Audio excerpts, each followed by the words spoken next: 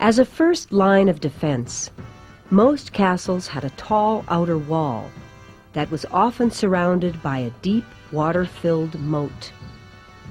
The outer wall was studded with high towers where soldiers surveyed the surrounding fields for invading troops.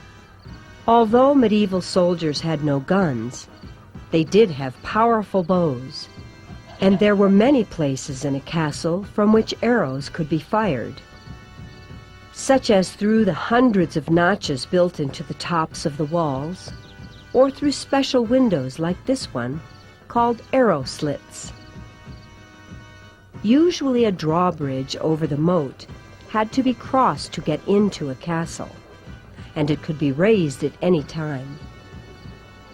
If someone was able to cross the drawbridge, he could be stopped by heavy wooden doors protected by a thick metal grate.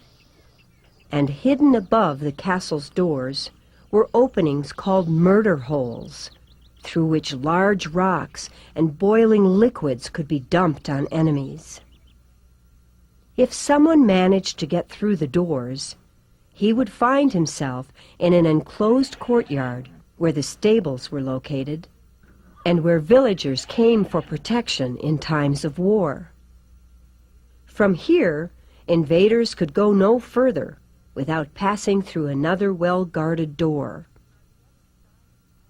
On the other side of this door was a second large courtyard where the great stronghold, the best fortified part of the castle, was located.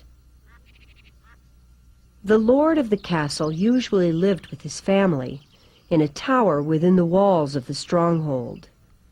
Inside this tower, his servants climbed winding stone staircases to get from floor to floor. Here, within the castle's biggest room, the great hall, the lord met with people and also ate his meals. The main meal, which was served at 10 in the morning, took several hours to eat, and hands were always used since there were no forks back then. To show their important social position, medieval lords and their families dined at a table that was raised above everyone else. After eating, many lords enjoyed going upstairs to sit in a window seat like this one, so they could gaze out across the lands that gave them their wealth.